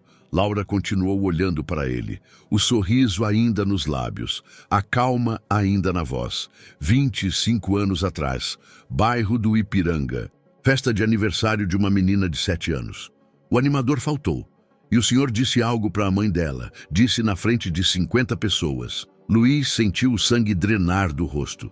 O senhor disse que ela já tinha o corpo perfeito, que só faltava a fantasia de fofão. 25 anos. Uma festa, uma faxineira, uma piada. A memória veio devagar, como um filme antigo sendo projetado numa tela empoeirada. Primeiro borrada, depois mais clara, depois cristalina. A mulher gorda implorando por um palhaço.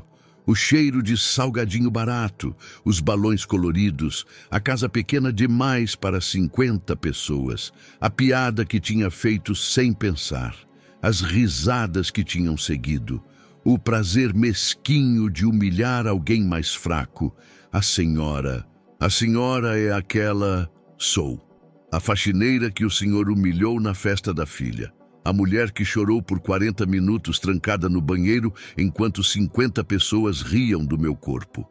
A mãe que viu a filha de 7 anos perder a inocência naquela noite. Luiz engoliu em seco. O suor começou a escorrer pela testa. Eu não lembro. Faz tanto tempo. Eu sei que não lembra.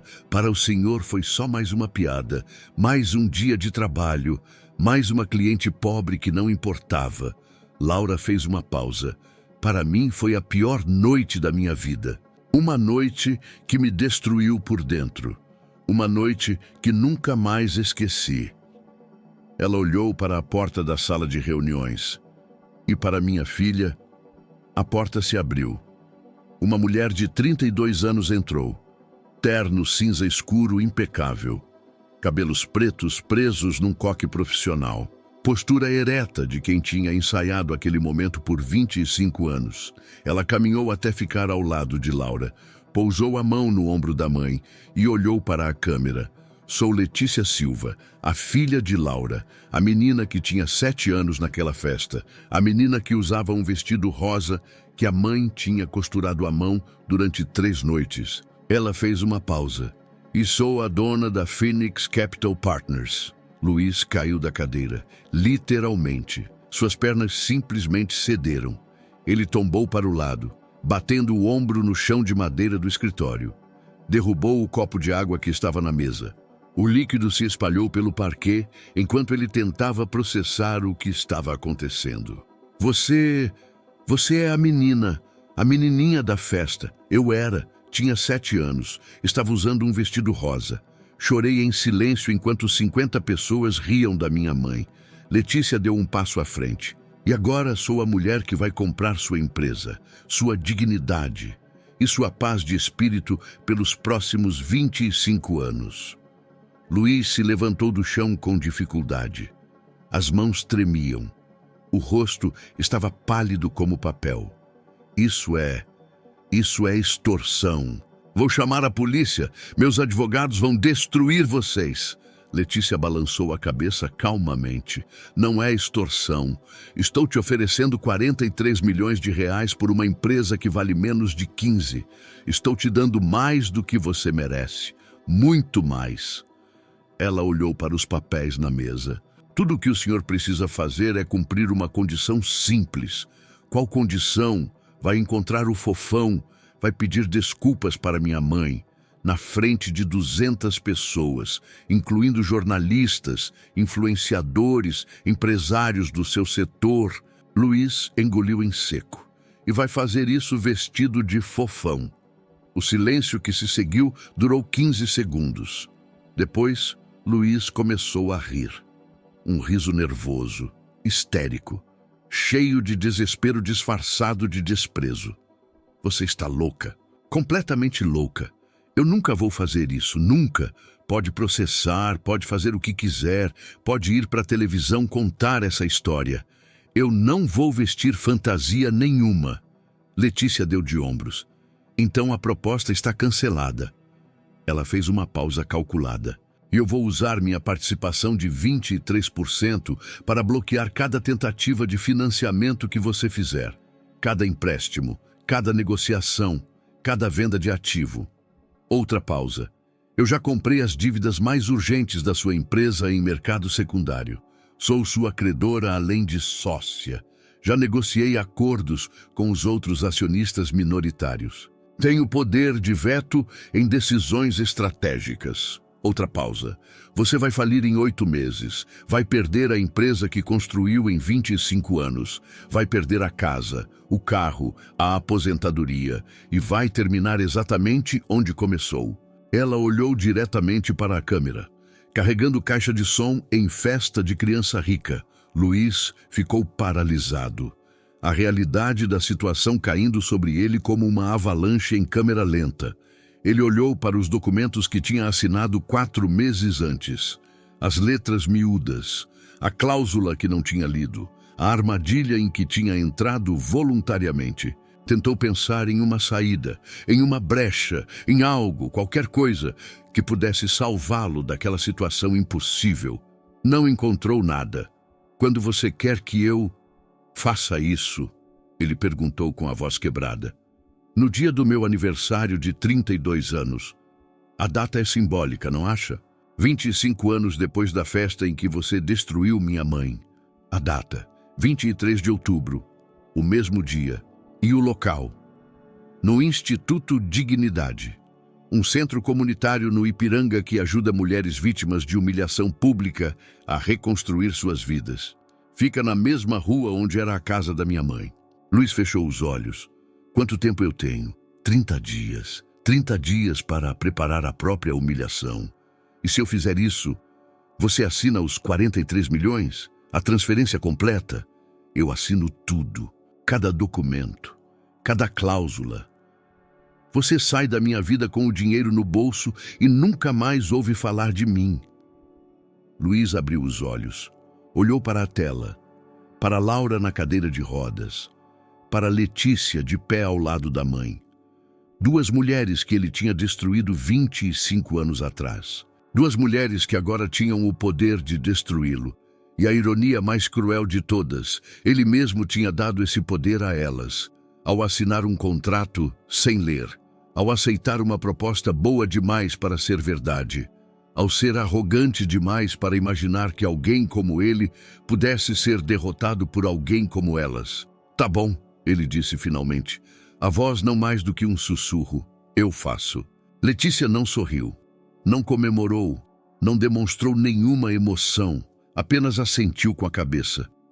As instruções serão enviadas amanhã. E desligou a chamada. As semanas seguintes foram um inferno particular para Luiz Henrique Borges. Ele tentou todos os caminhos legais. Contratou os melhores advogados de São Paulo. Consultou especialistas em direito societário de 3 universidades diferentes. Procurou brechas, falhas, qualquer coisa que pudesse tirá-lo daquela armadilha. Cada advogado dizia a mesma coisa. O contrato é sólido, as cláusulas são legais, a situação é irreversível. Letícia tinha blindado cada possibilidade de escape. Tinha comprado dívidas, tinha negociado com acionistas, tinha colocado cláusulas que impediam qualquer movimento sem sua aprovação. Luiz estava encurralado e, no fim do labirinto, esperava uma fantasia de fofão laranja. Ele tentou negociar, ofereceu dinheiro extra, ofereceu participação adicional em outros negócios. Ofereceu imóveis, carros, joias, qualquer coisa que pudesse ter valor. Letícia recusou tudo com a mesma calma glacial. Só quero uma coisa. O senhor sabe qual é. Luiz passou noites sem dormir. Perdia mais peso a cada dia. Tinha pesadelos constantes. Sonhava com aquela fantasia laranja. Sonhava com 200 pessoas olhando para ele. Sonhava com a humilhação que estava por vir. A casa de Alphaville, que antes era seu refúgio, se tornou uma prisão claustrofóbica. Ele andava pelos cômodos vazios. O filho do primeiro casamento não visitava mais. A ex-esposa tinha bloqueado o número dele. Os amigos empresários pararam de retornar ligações quando ouviram sobre as dívidas. Ele estava completamente sozinho com seu medo. Então, numa madrugada de insônia, sentado sozinho no escritório que tinha decorado com tanto orgulho, Luiz entendeu algo. Entendeu o que Laura tinha sentido 25 anos atrás. O medo, a vergonha, a sensação de que todos estão olhando, a certeza de que não existe saída, a espera agonizante por algo terrível que você sabe que vai acontecer. Era exatamente isso que ele estava sentindo agora. E pela primeira vez na vida, Luiz Henrique Borges se perguntou: será que eu merecia isso? A resposta veio imediatamente. Não importava se merecia ou não, ia acontecer de qualquer jeito. O dia chegou, 23 de outubro, céu cinzento de primavera paulistana. O tipo de dia que não é nem bonito nem feio, apenas neutro, indiferente. O Instituto Dignidade ocupava um prédio de 3 andares no Ipiranga. Moderno, bem cuidado, com jardins na frente e murais coloridos nas paredes. 200 pessoas foram convidadas, empresários do setor de eventos, jornalistas de veículos importantes, influenciadores digitais com milhões de seguidores e 50 ex-vizinhos do bairro do Ipiranga que ainda moravam na região, incluindo Dona Carmen, agora com 84 anos, incluindo seu Antônio, apoiado numa bengala, incluindo Dona Rosa, de cabelos completamente brancos, os mesmos que tinham rido 25 anos atrás. Laura chegou às 6 da tarde, empurrada por Letícia numa cadeira de rodas motorizada. Ela usava o mesmo vestido azul marinho, cabelos brancos no mesmo coque elegante, expressão calma, serena, em paz. O salão principal do instituto estava arrumado como um auditório, 200 cadeiras dispostas em semicírculo ao redor de um pequeno palco, um microfone cromado no centro. Um telão de projeção atrás. Laura foi posicionada na primeira fileira. Ao lado dela, Letícia. Ao lado de Letícia, uma caixinha de madeira velha. Às 7 horas em ponto, um carro preto estacionou na frente do instituto. A porta se abriu. Luiz Henrique Borges desceu. Ele estava usando uma fantasia completa de fofão. O macacão laranja de tecido sintético. As mãos enormes de espuma colorida, os sapatos vermelhos gigantes que pareciam de palhaço, a barriga estofada que aumentava ainda mais sua silhueta. Tudo, cada detalhe, cada elemento humilhante, menos a máscara, porque Letícia tinha exigido que seu rosto ficasse completamente visível. Queria que todos vissem sua expressão, sua vergonha, sua derrota. Os fotógrafos começaram a disparar flashes, os celulares foram erguidos, os murmúrios se transformaram em exclamações. Um homem de 65 anos, vestido de fofão, entrando num evento cheio de empresários e jornalistas. A imagem era surreal, impossível e absolutamente real. Luiz caminhou até o palco como se estivesse indo para a própria execução. Cada passo pesava toneladas. Cada olhar das 200 pessoas era uma lâmina entrando na pele. Os sapatos gigantes faziam barulho no chão de mármore. Ploft, ploft, ploft. O som ecoava pelo salão silencioso como batidas de coração amplificadas. Quando chegou ao microfone, ele olhou para a plateia. Viu os empresários de terno que faziam negócios com ele há anos. Alguns com expressões de choque, outros de pena. Outros de satisfação mal disfarçada por ver um concorrente arrogante ser humilhado. Viu os jornalistas com seus gravadores e cadernos, já imaginando as manchetes, já escrevendo as matérias. Viu os influenciadores com suas câmeras, já transmitindo ao vivo para milhões de pessoas. E viu os ex-vizinhos do Ipiranga, os mesmos que tinham rido 25 anos atrás, agora em silêncio, agora constrangidos. Agora testemunhando a inversão, e viu Laura, na primeira fileira, na cadeira de rodas, com a calma de quem esperou 25 anos por aquele momento. Luiz pigarreou, ajustou o microfone com as mãos de espuma que tornavam cada movimento desajeitado. A voz saiu trêmula. 25 anos atrás ele começou. Eu humilhei uma mulher na festa de aniversário da filha dela. O salão ficou em silêncio absoluto, 200 respirações suspensas. Eu disse que ela tinha corpo de fofão. Disse na frente de 50 pessoas. Vi todo mundo rir e ri junto. Sua voz falhou. Ele engoliu em seco. Fechou os olhos por um segundo. Eu não lembrava. Juro que não lembrava. Para mim foi só mais uma piada, mais um dia de trabalho, mais uma cliente pobre que eu achava que não importava. Abriu os olhos, olhou diretamente para Laura, mas para ela, para Dona Laura, foi a pior noite da vida. Uma noite que a marcou para sempre. Uma noite que destruiu algo dentro dela que nunca foi completamente reconstruído. Lágrimas começaram a escorrer pelo rosto enrugado dele. Caíam no macacão laranja, deixando manchas escuras no tecido. Eu cresci pobre. Minha mãe era faxineira, como a senhora. Eu tinha vergonha dela, vergonha do trabalho dela, vergonha da casa onde morava, vergonha de tudo. Pausa. Quando consegui construir alguma coisa, quando finalmente tive dinheiro e uma empresa e respeito, eu achei que podia olhar para trás e rir. Rir de quem ainda era pobre. Rir de quem ainda era como minha mãe. Pausa. Mas a verdade é que eu nunca parei de ter vergonha. Eu só transferi essa vergonha para outras pessoas. Cada cliente pobre que eu humilhava era uma tentativa de provar que eu não era mais como eles. Cada piada cruel era um jeito de me sentir superior. Ele tirou a parte de cima da fantasia de fofão. Ficou só com uma camiseta branca por baixo, encharcada de suor, colada no corpo. Dona Laura, eu fui cruel, fui covarde, fui mesquinho, fui exatamente o tipo de pessoa que eu deveria odiar. E nenhuma quantidade de dinheiro, nenhuma empresa, nenhum sucesso justifica o que eu tirei da senhora naquela noite. Pausa. Sua dignidade. Eu roubei sua dignidade.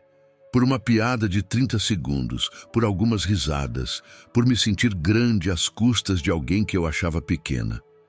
Luiz desceu do palco, caminhou até Laura, ajoelhou na frente da cadeira de rodas. Os sapatos gigantes de fofão ficaram virados para os lados, ridículos e patéticos.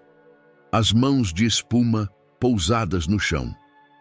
A camiseta branca colada no corpo gordo e flácido de um homem de 65 anos que tinha passado 25 anos construindo uma vida que estava desmoronando naquele exato momento. Eu não mereço essa empresa. Não mereço esse dinheiro. Não mereço nem estar aqui, na frente da senhora, pedindo perdão. Mas estou pedindo mesmo assim.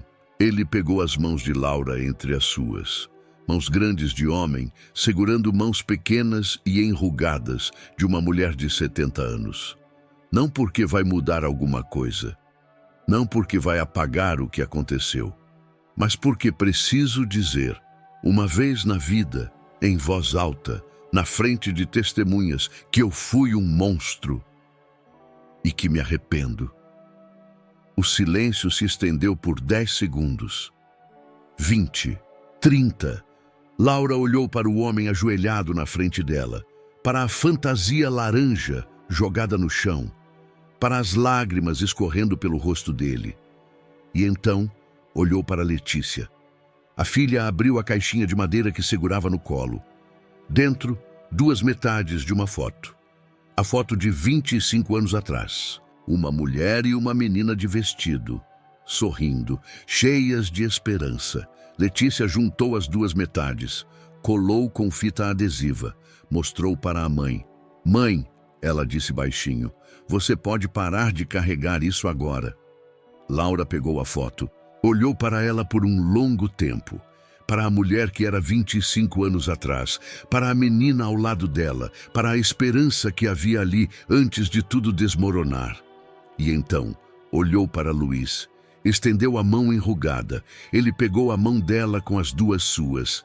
Tremia tanto que mal conseguia segurar. Eu te perdoo. 3 palavras. Apenas 3 palavras. Mas eram as 3 palavras que Laura precisava dizer há 25 anos. As 3 palavras que Luiz precisava ouvir. As 3 palavras que mudavam tudo. Não porque você merece, Laura continuou, mas porque eu mereço parar de carregar esse peso. Eu mereço dormir em paz. Eu mereço olhar no espelho e não ouvir mais as risadas. Ela apertou a mão dele com uma força surpreendente para uma mulher de 70 anos. E você merece uma chance de ser melhor do que foi. Os aplausos começaram 3 segundos depois. Primeiro uma pessoa, depois 2, depois 10. Depois todas, 200 pessoas de pé, batendo palmas, lágrimas em muitos rostos, o tipo de catarse coletiva que só acontece quando uma história finalmente tem o final que deveria ter. Os ex-vizinhos do Ipiranga aplaudiam, Dona Carmen chorando, seu Antônio assentindo com a cabeça. Dona Rosa limpando os olhos com um lenço. Os empresários aplaudiam, alguns com respeito genuíno, outros aliviados por não serem eles no lugar de Luiz. Os jornalistas aplaudiam, já imaginando como escrever aquela história, já sabendo que seria uma das matérias mais lidas da semana.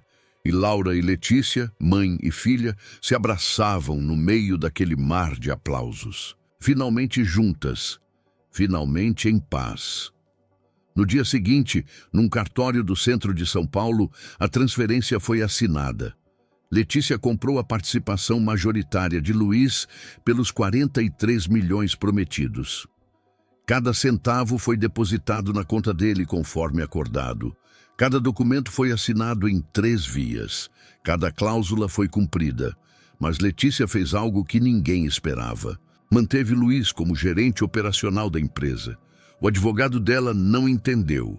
Passou 1 hora tentando dissuadi-la. Por que manter ele?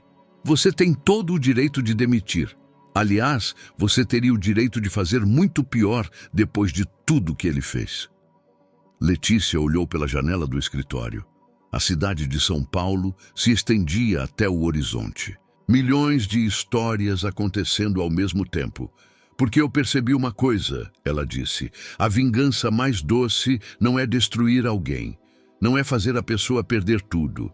Não é ver ela mendigando na rua. Fez uma pausa. A vingança mais doce é fazer alguém se reconstruir. É fazer alguém entender o que fez de errado. É fazer alguém mudar de verdade. Ela virou para o advogado. Luiz vai trabalhar para a empresa. Não para mim pessoalmente, mas para a empresa. Ele vai ter um salário justo, mas vai ganhar 20% do que ganhava antes. Vai trabalhar sob supervisão direta. Vai atender pessoalmente cada cliente que foi humilhado por algum funcionário nosso no passado. Vai treinar a equipe sobre respeito e dignidade. Vai acordar todo dia sabendo exatamente por quê. E se ele não cumprir? Letícia sorriu. Um sorriso que não tinha mais nada de gelado. Aí eu penso em outra coisa, mas não acho que isso vai acontecer. Ele entendeu. Finalmente entendeu. 2 anos depois, o Instituto Dignidade tinha 8 filiais em São Paulo e região metropolitana. Mais de 3.000 mulheres tinham passado pelo programa. Mulheres humilhadas por chefes, maridos, desconhecidos. Mulheres chamadas de gordas, velhas, feias, inúteis. Mulheres que achavam que nunca mais iam conseguir levantar a cabeça. Agora levantavam. A Sonhos e Festas, sob nova gestão, era a maior empresa de eventos infantis do estado. Faturava 32 milhões por ano. Tinha 300 funcionários e tinha uma nova política. Cada cliente era tratado com respeito. Cada criança era especial. Cada festa era importante. Não importava o valor do contrato. Luiz ainda trabalhava lá. Chegava às 7 da manhã e saía às 7 da noite. Ganhava 20% do salário anterior, mas tinha um propósito que nunca tinha tido antes. Supervisionava pessoalmente cada contratação. Treinava cada funcionário sobre dignidade e respeito. Atendia pessoalmente clientes que tinham sido maltratados. E todo mês, 10% do lucro da empresa ia para o Instituto Dignidade. Não porque era obrigado pelo contrato, não porque Letícia exigia, mas porque tinha entendido. Laura, aos 72 anos, ia ao Instituto toda quarta-feira. Tomava café com as participantes do programa, ouvia histórias, dava conselhos, mostrava que era possível superar. Numa dessas quartas-feiras, uma jornalista veio fazer uma matéria. Dona Laura, ela perguntou, o que a senhora aprendeu com tudo isso? Laura tomou um gole de café, olhou pela janela para o bairro do Ipiranga, para a rua onde tudo tinha começado 25 anos antes. Aprendi que a dor não passa sozinha. Ela precisa de um lugar para ir. E às vezes, o melhor lugar é uma história. Uma história que mostra para outras mulheres que não importa quantas vezes chamem elas de fofão, de baleia, de velha, de qualquer coisa, elas podem virar o jogo. A jornalista anotou tudo. E o que a senhora diria para mulheres passando por isso agora? Laura pensou por um momento. Olhou para a foto emoldurada na parede do instituto, a foto rasgada e colada, a foto que finalmente estava completa. Eu diria, guardem essa dor, num lugar seguro. Não deixem ela destruir vocês, mas também não deixem ela ir embora completamente. Porque um dia, quando o momento certo chegar, vocês vão poder transformar essa dor em algo maior do que qualquer humilhação pode destruir. Fez uma pausa. Vocês vão poder transformar em justiça. Na gaveta do escritório de Letícia, no 30º andar da Avenida Paulista, a foto de 25 anos atrás estava emoldurada. As duas metades coladas com fita adesiva amarelada, meio tortas, com uma dobra no meio que nunca mais ia sair completamente. Mas completa, finalmente completa. E toda vez que Letícia olhava para aquela foto, via duas coisas. Uma menina de 7 anos com um vestido rosa, olhos grandes, fazendo uma promessa que levaria 25 anos para cumprir.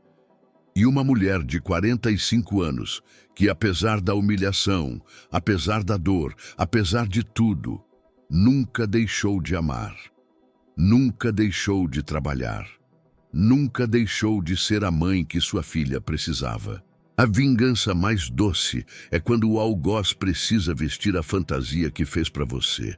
Mas a vitória mais doce é quando a vítima consegue tirar a fantasia que colocaram nela e viver livre. Se essa história te tocou, compartilha com alguém que precisa ouvir que é possível virar o jogo. Não importa quanto tempo leve.